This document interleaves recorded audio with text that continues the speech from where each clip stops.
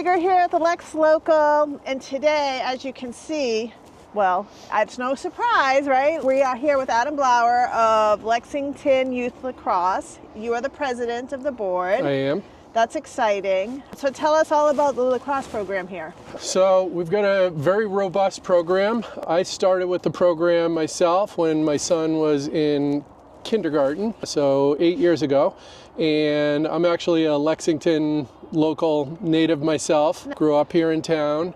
My father was one of the founding members of the youth lacrosse program in town here. Wow. Back So you in the played? mid-90s I played. I actually interestingly played for Coach Walsh, who's still the current high school varsity coach, and he's actually very involved in the youth program. He comes out to a lot of our practices.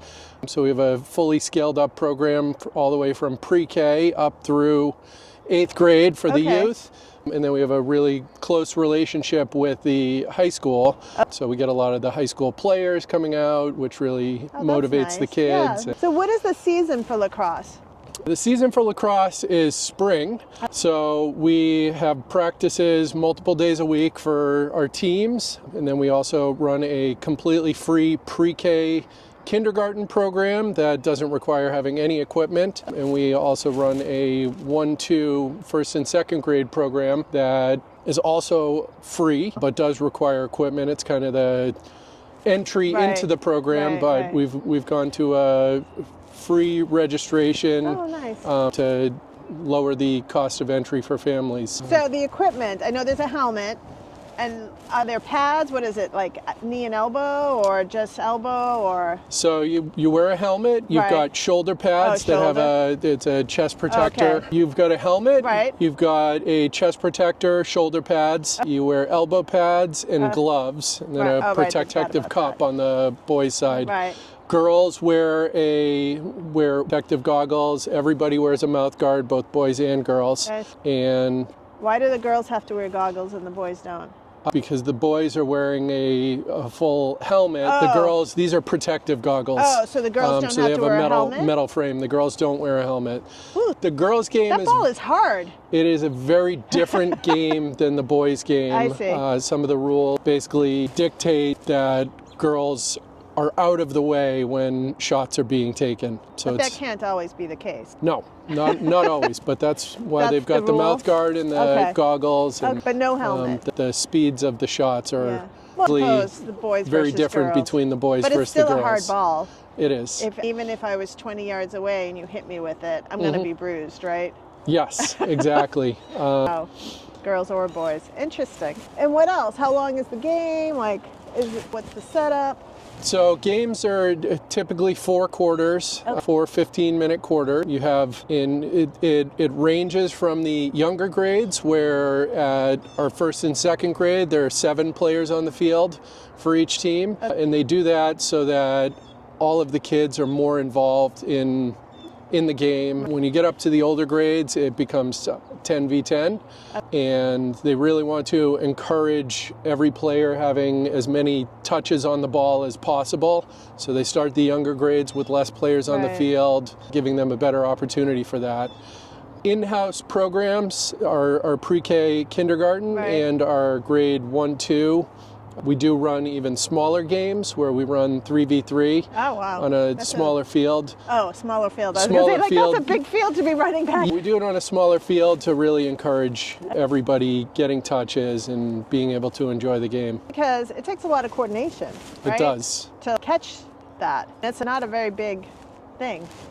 So that's another thing that we've come up with some mechanisms to encourage players to get better at that. We have a whole series of wall ball where you can work on a concrete wall or a bounce back in your backyard, or at some of the fields we have bounce back set up, and we have a series of challenges and prizes for those challenges to encourage kids to pick up the stick at home. We have, they go from easy that kindergartners can pass all the way up to things that are difficult for probably even some of the high schoolers to pass. So, but we've had a handful of people make it through all of them. Wow.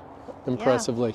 Yeah. That's nice. It's nice that you have expanded on the program, so it is robust. Everything that you're doing for for all the kids to enjoy the game. That's really what it's all about, is making sure that we're offering the opportunity and giving as many kids the opportunity to fall in love with it. What kind of kid do you think this really calls to?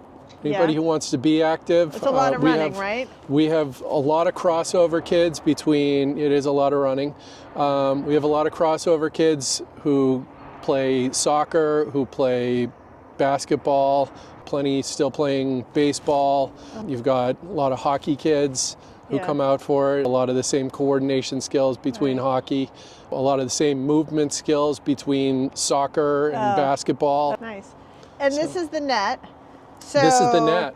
The goalie's hanging out here. Does the goalie get anything else other than the regular equipment you talked about? The goalies can go as little as just a full chest protector. It's more robust, bigger chest protector than the field players, plus a helmet which has a neck guard on it, all the way up to they can wear elbow pads, they can wear shin guards, they can wear padded shorts. It's just a small goal. You really have to protect it, right? As the players get older and get bigger, it becomes easier for them to protect the goal. Up through first and second grade, they're actually playing on a 4x4 goal. This is a 6x6. Okay, so that's another thing to make sure that not every ball is just going right by them. Yeah. So what do you love about the game? That's a great question. There's so much to love about it. It's so fast-paced, really fun to watch, fun to coach. It's very dynamic. A lot of sport. It's high scoring, very exciting game. So it must start. Did it already start? Our season, we started practices. Our season kicks off at the beginning of April and the season runs through the beginning of June. The league that we're in actually hosts a really big jamboree at the end of the season that all teams are invited to participate. Is that at Devon's? That is out at Devon's, and all teams are invited to participate in that. They have 600 something teams that come for the weekend and that's crazy. Get to play people from out of our regional area, which is a ton of fun. All right, so it's April to June, but practices have started. And how many teams do you have for each age group? More than one? So the teams are grouped by two grade age groups. So we've got a first and second, third and fourth, fifth, sixth, and seventh, eighth. One team each?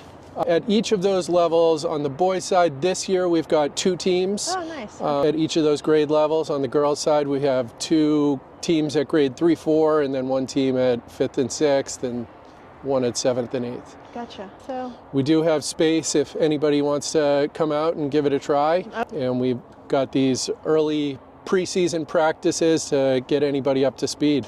Our practices are indoors. We do preseason practices at the Edge in Bedford, and then in another week and a half or so, we'll be right out here on Lincoln Field for starting our outdoor practices. With the snow. Well, hopefully the snow will be gone. I'm sure the snow will be gone. It looks like we're in good it's shape almost here. Gone. So I'm assuming you don't get paid for this. I don't. So Lexington Youth Lacrosse is a 501c3 charity organization. All of our coaches, all of our board are all volunteers. And actually we've been participating in the VO 250 that Lexington's doing. Nice. Last spring, we logged 4,200 volunteer hours across the season between all of our coaches and board. That's a lot. So that's amazing. It's pretty incredible to have that many people putting in so much time, and it's all done for the kids. Yeah, no, that's nice. And do you need any sponsorships or anything like that? Could you use money if someone wanted to donate?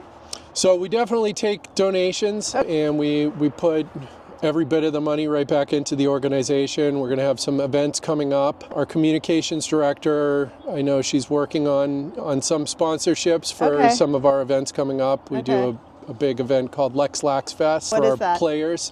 It's just a fun event to get all of our teams, all of our grade groups together to have a little celebration. We set up some challenges and that kind of stuff up here at Lincoln Field. But we're always looking for anybody who wants to get involved, even if it's somebody who doesn't have kids in the program, somebody who wants to get involved in helping with registrations or any of that, could be a former parent or even Okay. former players if they want to come out and help Okay. coach. We're always looking. And if Anything else you anybody wanna- wants to find out more, you can go to search for Lexington Lacrosse on Okay. on Google or anywhere, and you'll be able to find information all about our program, about our wall ball.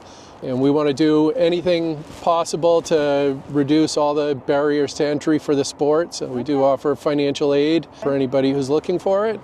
And we'd love to see as many people out there as we can. All right, great. Good to know. Awesome. Thanks. Thank you, Beth.